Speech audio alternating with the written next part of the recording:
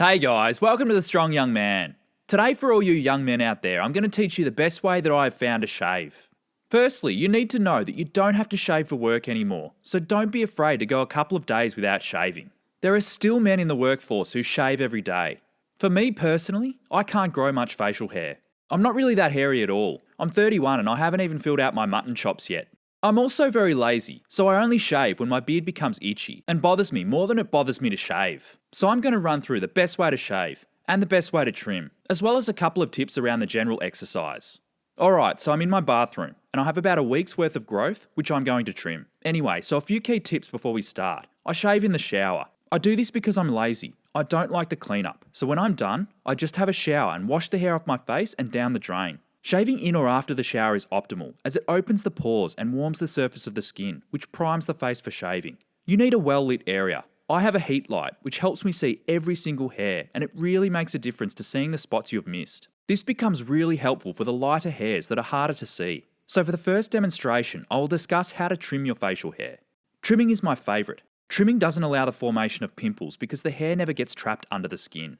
My thin facial hair has continued to cause me to get ingrown hair and acne since adolescence, so I choose to live my life trimming my beard 2 to 3 times per fortnight.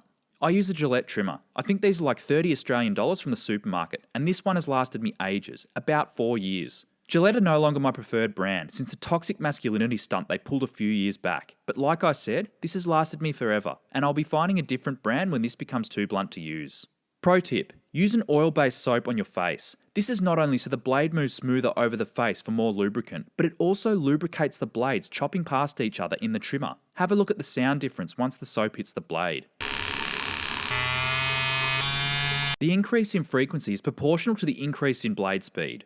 There is nothing you need to look out for when trimming. Just keep rinsing and repeating until you have trimmed the hair to the same level. Double check to make sure that you've not missed any spots. Don't worry about cutting yourself. The way the trimmers are designed is that the leading edge is not the moving part, meaning you can't cut yourself. The worst thing you can do is scratch the surface of your skin. Okay, so I'm going to go and shave completely now. You shouldn't shave a long beard. You should trim it, then shave it.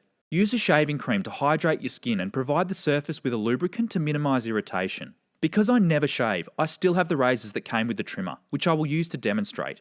It's important to use a multi-blade razor like this one to shave, and always shave with a wet blade. Do not shave against the grain, because your skin will become irritated with razor bumps. Razor bumps are caused when the sharp edge of a closely cut hair curls back and grows into your skin. The closer the cut hair is, the more likely it is to cause irritation, pimples, and even scars. Understand that shaving does cause damage to the skin. That is why I use a trimmer with no attachment, rather than a razor. To minimise razor bumps, take a hot shower before you shave. Pull the blade in the direction your hair grows and don't stretch your skin while you pull the razor across it. Don't make the razor angle too steep when you shave. If you have to angle it steep to get a cut, then your blade has passed its useful life. Drag the blade perpendicular across the skin and avoid sliding it laterally to avoid injury. Make sure you don't miss the finer hairs down your neck. To shave the hairs over your Adam's apple or your laryngeal prominence, temporarily swallow to lift it and then shave the hairs while the skin is flat. Shaving over any bumps and contours of the neck can be uncomfortable, so take your time. Shaving is not a sprint. Any injury I have ever had has been caused because I've been careless, because I was shaving in a hurry. Shaving over pimples can be tough too, so go slow, and if it's too uncomfortable, don't shave. Use the trimmer instead. Once finished, rinse with cold water.